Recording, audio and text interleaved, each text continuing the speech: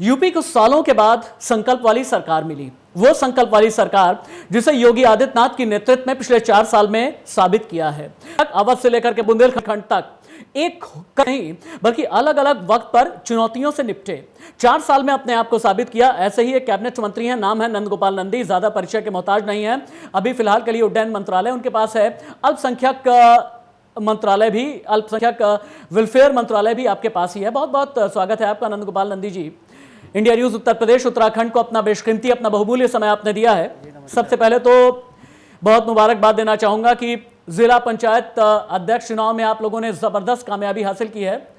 जीत का श्रेय किसे देंगे?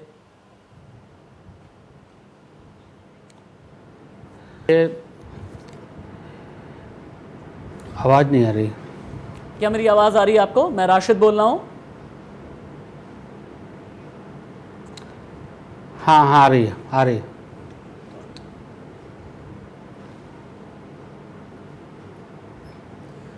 जिला पंचायत अध्यक्ष चुनाव में जीत का श्रेय किसे देंगे नंदी जी? देखिए जिला पंचायत अध्यक्ष पूरे उत्तर प्रदेश में, हाँ, पूरे उत्तर प्रदेश में हम सब लोगों का परम सौभाग्य है कि इस देश की बागडोर एक परम तपस्वी आदरणीय नरेंद्र मोदी जी के हाथों में है। हाँ। तो दूसरी ओर इस प्रदेश की बागडोर एक कर्मयोगी मुख्यमंत्री योगी आदित्यनाथ जी के हाथों में है। जैसे आदरणीय प्रधानमंत्री जी इस देश में रहने वाले 130 करोड़ लोगों को अपना परिवार मानते हैं, हाँ।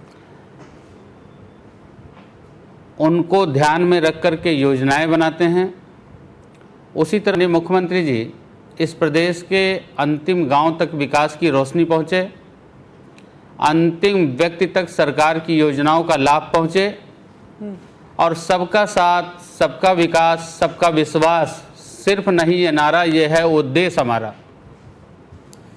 आप कहते हैं कि उसके सबका साथ, सबका तहत जो विश्वास, लगातार काम किए गए हैं, नंदी जी, आप सबका कहते साथ, हैं, सबका विकास और सबका आप विश्वास, कहते हैं कि सिर्फ सबका साथ, नहीं ये सबका नारा, विकास, सबका विश्वास, ये सिर्फ है यही एक उद्देश्य नारा है। और मैं भी यही कहता हूं, चैनल भी यही कहता है कि हाँ, सालों के बाद एक संकल्प वाली सरकार मिली है। एक संकल्प वाली सरकार वाकई में मिली है उत्तर प्रदेश को। लेकिन यहां पर क्या होता है ना कि आप कहते हैं सबका विश्वास। संघ प्रमुख मोहन भागवत जो है डीएनए की बात कर लेते हैं, तो जितने भी विपक्षी है ना वो कहते हैं कि यहां पर डीएनए की बात 2022 को बिल्कुल नजर में रख करके की जा रही है। इस पर आपका जवाब क्या है? देखिए विपक्ष अपनी पूरी जमीन खो चुका है, उसके पास किसी तरह का कोई मुद्दा नहीं है।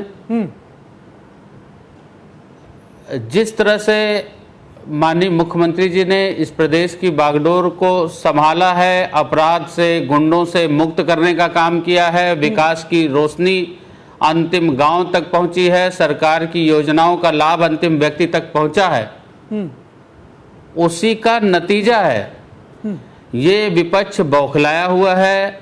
2019 में जो सपा बसपा कहते थे, सपा बसपा इकट्ठे हो जाएगी तो भूचाल आ जाएगा, ये सब मुंह की खाए हैं।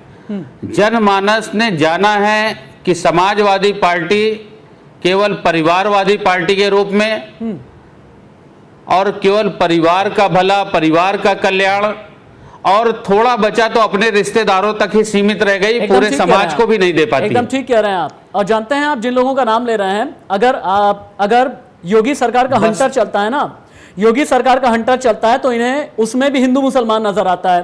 कहते हैं भैया हम तो सेक्युलर हैं। देखिए हंटर चल रहा है मुख्तार अंसारी पे चल रहा है, देखिए हंटर चल रहा है अतीक अहमद पर चल रहा है, देखिए हंटर चल रहा है दाऊद अहमद पर चल रहा है। उन्हें यही नजर आता है। यानी अगर विकास हो उसमें भी हिंदू मुसलमान, अगर विश्वास की बात करें वहां पर भी हिंदू मुसलमान, डीएनए की बात की जाए वहां पर भी हिंदू मुसलमान। क्यों? क्या समाजवादी पार्टी, बहुजन समाज पार्टी के पास में हिंदू मुसलमान के अलावा और कुछ है नहीं? क्या योगी जी से डर लगता है इन लोगों को? इसी तरह से बहुजन समाज पार्टी जिसके पास केवल और केवल नोट और वोट की राजनीति, दलित समाज भी अच्छी तरह से जान चुका है कि बाबा साहब अंबेडकर के नाम पर वोट लेने का काम तो किया, वोट लेने का काम किया, लेकिन जब टिकट देने की बात आई तो अपनी तिजोरी भर करके किसी गुंडे को, माफिया को, अपराधी को टिकट दे दिया और मंचों से अपराधियों को महिमा मंडित करती रहीं। तो जिस तरह से सपा, बसपा, कांग्रेस का कोई वजूद नहीं है, माननीय मुख्यमंत्री जी ने जिस तरह से काम किया है उसी का नतीजा है ये जिला पंचायत में बम्पर जीत। 2022 में भी आप कहते ये हैं कि बड़ी बहुमत के साथ जीत करके आएंगे। आज जो विधानसभा की स्थिति है, भारतीय जनता पार्टी ने इस तरह से काम किया है, लेकिन अपना वजूद तलाशने के लिए ना ये लोग एक एक हथियार निकालने की कोशिश कर रहे हैं। अखिलेश यादव संजय सिंह से मिल रहे हैं, मायावती छोटे छोटे दल से मिलने की कोशिश कर रही हैं, वहीं पर एसबीएसपी है, कहते हैं कि भैया ऐसा है, पिछड़ों के नेता तो हम हैं। संजय निषाद कहते हैं कि पिछड़ों के नेता तो हम हैं। वहीं पर एक और बिहार से आकर के एक सन ऑफ मल्लाह भी आ गए हैं जो ये कहते हैं कि हम तो चक्रव्यूह में घेर देंगे, हम तो मल्लाहों की बात करेंगे। अगर इस तरीके से आप लोगों को चक्रव्यूह में घेरने की कोशिश हुई, इस चक्रव्यूह को कैसे तोड़ेंगे? एक द्वार है, दूसरा द्वार है, तीसरा है, चौथा है, पांचवा है, और इस द्वार में से दो ही चीजें हैं, जाति और धर्म। मैं आपको बताऊं, हाँ, मैं आपको बताऊं, अल्पसंख्यक कल्याण मंत्री हूं मैं। चाहे समाजवादी पार्टी रही हो, चाहे बहुजन समाज पार्टी रही हो, चाहे कांग्रेस रही हो, भारतीय जनता पार्टी के नाम पर मुस्लिम समाज को डरा करके, भय दिखा करके ऐसे रहती रही। मैं पूछना चाहता हूं, 2014 से आदरणीय प्रधानमंत्री नरेंद्र मोदी जी के हाथों में एक प्रधान सेवक के रूप में देश की बागडोर है। आदरणीय मुख्यमंत्री जी के हाथों में इस प्रदेश की बागडोर है। एक मुस्लिम समाज बताएगा उसके साथ कोई अन्याय हो गया, कोई अत्याचार हो गया, केवल और केवल डरा करके वोट लेने का काम करते रहे। इनका विकास तो किया नहीं। डराने की बात हमारी सरकार आने के बाद डराने की जिस बात तरह से हमने काम किया है मुस्लिम समाज के लिए, एकदम ठीक कह रहे हैं आप, एकदम ठीक कह रहे हैं आप। आपके संकल्प में किसी भी तरह से कोई कमी नहीं है, मैं भी ये बात कह रहा हूं। लेकिन डराने वाले जानते हैं क्या कहते हैं? अगर आदित्य की लिंचिंग हो जाए तो उनके लिए लिंचिंग नहीं है, अगर अखलाक की हो जाए उनके लिए लिंचिंग है, अगर प्रमोद की लिंचिंग हो जाए उनके लिए लिंचिंग नहीं है, पहलू खान की लिंचिंग हो जाए उनके लिए लिंचिंग है, अगर अखलाक की लिंचिंग हो जाए उनके लिए लिंचिंग है, आकाश की लिंचिंग हो जाए तो उनके लिए लिंचिंग नहीं है। ये लिंचिंग को भी हिंदू मुसलमान करने में लगे हैं। आप जानते होंगे कि मेरा इशारा किस तरफ है। मेरा इशारा है AIMIM के मुखिया असदुद्दीन ओवैसी बिहार में चंद सीटें जीत ली, हैदराबाद में जीत करके आगे निकले और फिर हिंदू मुसलमान करने की फिराक में हैं। कई ठेकेदार यूपी में हिंदू मुसलमान कर ही चुके हैं।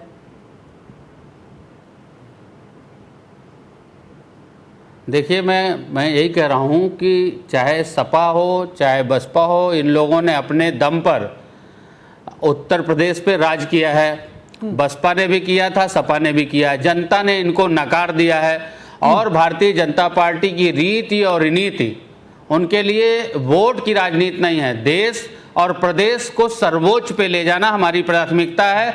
देश और प्रदेश की जनता को सर्वोच्च न्याय देना, सुख देना, उनकी हर परेशानियों को हारना, उसके लिए हम लोग काम करते हैं।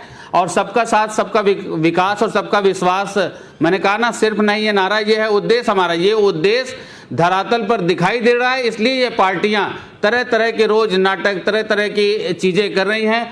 और मैं ऐसा जानता हूं, आम जनमानस और इस प्रदेश का एक एक नागरिक अच्छी तरह से ये जान चुका है कि हमारा भविष्य किसके हाथों में सुरक्षित है। निश्चित रूप से आज जो विधानसभा की स्थिति है, ऐसे गोल विधानसभा है, एक गोल विधानसभा है। इस विधानसभा में जैसे एक केक की स्लाइस काट के निकालिए, हैप्पी बर्थडे का हम केक काटते, उस स्लाइस की तरह से सपा, बसपा और कांग्रेस हैं। बाकी में पूरे में भारतीय जनता पार्टी और भारतीय जनता पार्टी का अलायंस है। निश्चित रूप से ये केक का जो बाइट है और छोटा होने वाला है, ये सिमट करके रह जाएंगे। कोई भी भारतीय जनता पार्टी के सामने उनकी जो नीतियां हैं, उनकी जो रीतियां हैं, उस पर जनता मोहर लगाने वाली है। नंदी जी, आपको मैं सालों से व्यक्तिगत जानता हूं और मुझे याद है कि इससे पहले भी जब मैंने इंटरव्यू आपका किया था, ठीक इसी तरीके की बात वहां पर उठी थी। मैं आपसे एक सवाल करता हूं। आप कहते हैं ना कि एक केक है, केक में से एक स्लाइस निकाला, यही वो स्लाइस है जो समाजवादी पार्टी है, बहुजन समाज पार्टी, हालांकि कांग्रेस हाशिए पर है, उसे बहुत ज्यादा लेकर के ना आप ही लोग चल रहे होंगे, मैं भी बहुत ज्यादा नाम नहीं ले रहा। अब एक बात बताइए, आप आजकल जो केक बनता है ना, इसमें एक स्लाइस भी होती है और केक आजकल अलग अलग माले के बनाए जाते हैं। अलग अलग माला ये क्षेत्रीय दल तैयार करने की कोशिश कर रहे हैं। भाई कहता है कोई कि हम यादव वाले हैं, हम निषाद वाले हैं, हम दलित वाले हैं, हम एससी वाले हैं, हम एसटी वाले हैं, मुसलमान वाले हैं, इस तरह की बातें करने की कोशिश करते हैं। अब इनसे किस तरह से निपटा जाए? एक मुख्य प्रतिद्वंदी आपका है कौन? असदुद्दीन ओवैसी है क्या? हाँ या ना? क्या ओवैसी भारतीय जनता पार्टी के मुख्य प्रतिद्वंदी हैं यूपी में? क्या देखिए, मैं कह तो रहा हूं कि जो भी अपने आप को बड़े दल के रूप में और पूरे अपने दमखम पे सरकार बनाने वाले लोग आज ओवैसी जैसे लोगों का सहारा लेने को मजबूर हुए हैं।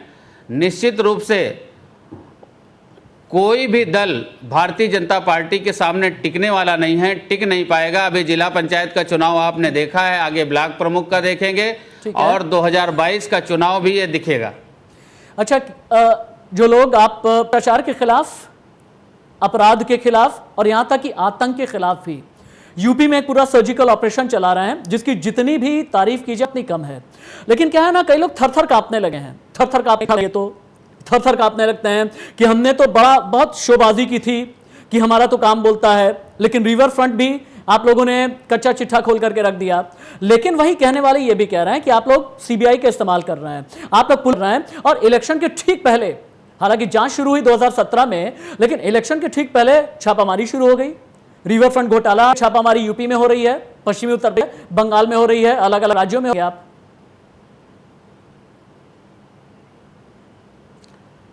क्या कह रहे हैं भैया? मैं कह ही रहा हूं कि रिवर फ्रंट घोटाले को लेकर के समाजवादी पार्टी के अंदर से आवाज इस तरह की आ रही है कि इलेक्शन है, एसपी की कोशिश है, अखिलेश यादव को बदनाम करने की कोशिश है। और यही एक वजह है कि सीबीआई से लेकर के यूपी पुलिस तक, यूपी पुलिस से लेकर के अलग अलग सेंट्रल एजेंसीज का सहारा लिया जा रहा है।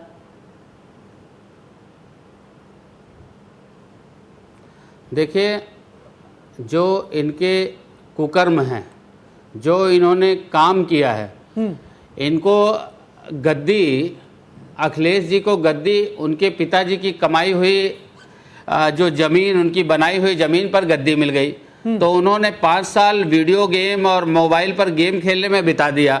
आपने टोटी की बात रही हो, अभी आपने हाल ही में देखा वैक्सीन की बात रही हो, थूक के चाटने वाली बात। वैक्सीन जो कहते थे कि बीजेपी की वैक्सीन है, हम नहीं लगाएंगे। मैं आदरणीय मुख्यमंत्री, जो पूर्व मुख्यमंत्री मुलायम सिंह यादव जी थे, उनको धन्यवाद करता हूं, आभार करता हूं कि उन्होंने देश के वैज्ञानिकों पर, डॉक्टरों पर भरोसा जताते हुए वैक्सीन लगवाया और अपने बेटे द्वारा फैलाए हुए भ्रम को दूर करने का काम किया। तो मैं ऐसी बचकानी हरकत करने वाले व्यक्ति के बारे में बहुत कुछ नहीं बोलना चाहता हूं।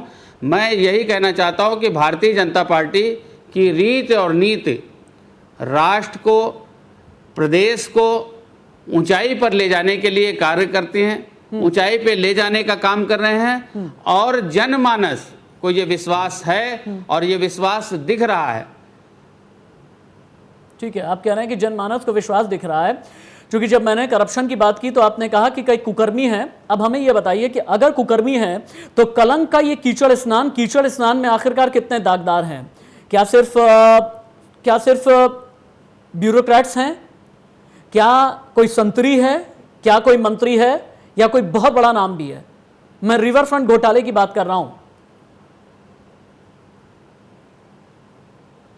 देखिए, रिवर फ्रंट घोटाले की बात जो कर रहे हैं आप, जो भी है, अभी दूध का दूध, पानी का पानी सामने आ जाएगा। आपने देखा है, चाहे समाजवादी पार्टी की सरकार रही हो, चाहे बसपा की सरकार रही हो, इनको केवल और केवल नोट और तिजोरी भरने से मतलब रहा है। 100 करोड़ की सड़क है, कैसे 200 करोड़ का बजट बना करके किसी अपने व्यक्ति को दे करके अंडर टेबल पैसा ले लेना, जैसे रिवर फ्रंट में किस तरह से घोटाला किया गया है, वो सब सामने आने वाला है। अच्छा, इन लोगों को सबसे बड़ी बात क्या है ना नंदी जी, इन्हें डर भारतीय जनता पार्टी से तो लगता ही है, क्योंकि चाल चरित्र और चेहरे वाली पार्टी है। एक ऐसी पार्टी जो कि अनुशासित है, एक ऐसा मुख्यमंत्री जो योगी हैं, जो बहुत ईमानदार हैं। लेकिन जानते हैं, इन्हें बीजेपी से कहीं ज्यादा संघ से भी डर लगता है। भाई इन्हें गुदगुदी होती है तो ये कहते हैं अरे संघ की वजह से हो गई, इन्हें खुजली होती है तो कहते हैं संघ की वजह से हो गई, चित्रकूट में बैठक हो रही है तो कहते हैं संघ की वजह से हो गई, डीएनए वाला बयान आ गया तो कहते हैं संघ की वजह से हो गई, प्रचारक यहां से वहां रहते हैं तो कहते हैं संघ की वजह से हो गई। अगर लखनऊ में प्रचारक बैठते हैं या कोई बड़े पदाधिकारी बैठते हैं, दत्तात्रेय होसबोले जी भी बैठते हैं, तो इन्हें दिक्कत होने लगती है। इनका यह कहना होता है कि भाई फील्डिंग असल में संघ की तरफ से ही की जा रही है। आखिरकार एसपी और बीएसपी को संघ से इतना डर क्यों लगता है?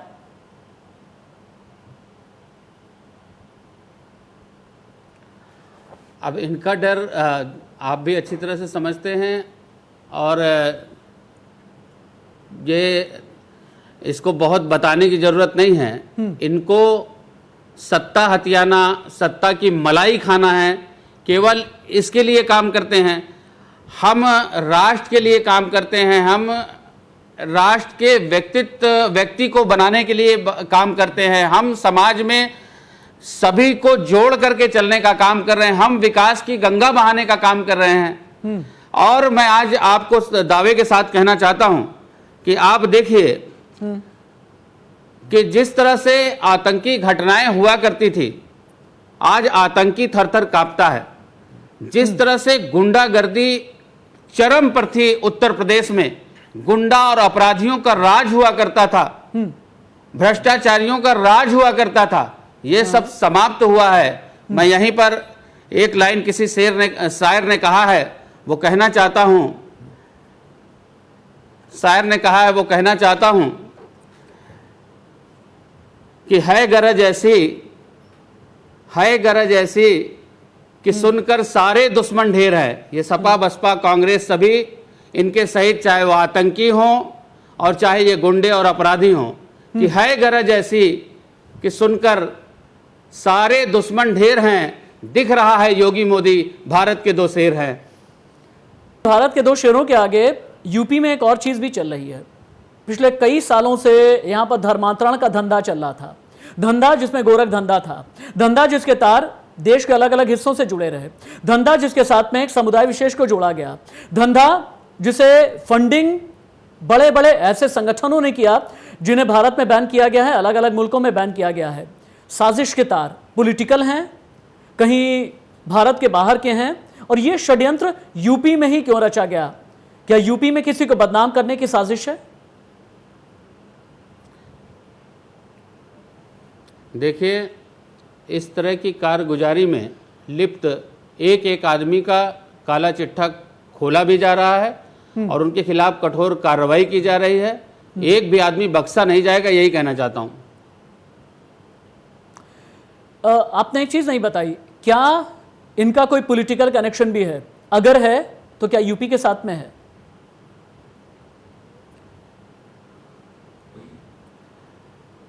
अब देखिए, ये जांच का विषय है या उस पर अगर एजेंसियां जांच कर रही हैं, ठीक है, तो अभी मैं कुछ भी बोलना उचित नहीं समझता। लेकिन ऐसे लोगों को जो धर्मांतरण कराने का काम कर रहे हैं, जो हमारे बहन बेटियों के साथ खिलवाड़ करने का काम कर रहे हैं, उनको बहला फुसला करके, नाम बदल करके उनके साथ साजिश करने का काम कर रहे हैं, उनको कठोर से कठोर सजा मिलेगी। और इस धरती पर, उत्तर प्रदेश की धरती पर ऐसे लोगों को नेस्ता नाबूद किया जाएगा, उनको पनपने नहीं दिया जाएगा।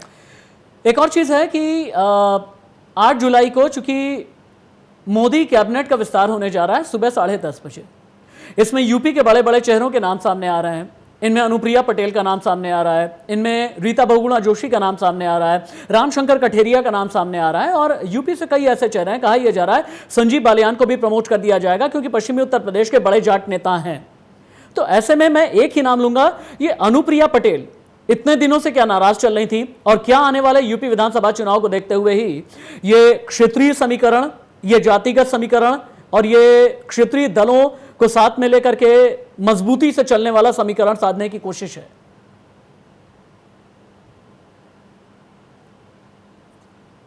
देखिए, हम हमेशा से, मैंने अभी इतने देर के ही इंटरव्यू में बार बार कहा कि सबका साथ, सबका विकास और सबका विश्वास सिर्फ नहीं है नारा, यह है उद्देश्य हमारा। हम सभी को, सबकी जिस तरह से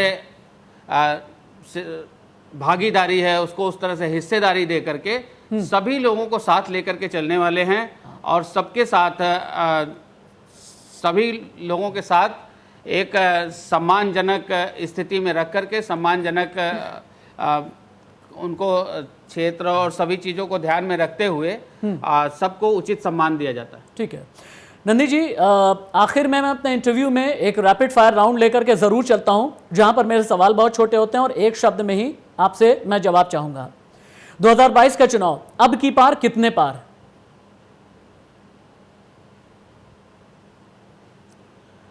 देखिए, मैं ये जरूर कहूँगा कि उत्तर प्रदेश की 403 विधानसभा में हाँ 300 के पार हम थे और 300 के पार रहेंगे। हम पिछली बार से ज़्यादा लाने की कोशिश करेंगे। जिस तरह से हमने बिना किसी भेदभाव के सरकार को चलाने का काम किया है। माननीय मुख्यमंत्री जी के नेतृत्व में प्रदेश के चौमुखी विकास को ध्यान में रखा गया, चारों तरफ विकास हुआ है। प्रदेश के प्रत्येक समाज के लोगों को साथ लेकर के चला गया है। निश्चित रूप से जो केक की स्लाइस है, मैंने कहा कि सपा बसपा और कांग्रेस ये और छोटी बाइट हो जाएगी। अच्छा, और मेरा इंटरव्यू अधूरा रह जाएगा अगर इस स्लाइस में मैं प्रियंका गांधी का नाम ना लूं। ये बिल्कुल अंतिम सवाल है, क्या प्रियंका गांधी कुछ कर पाएंगी?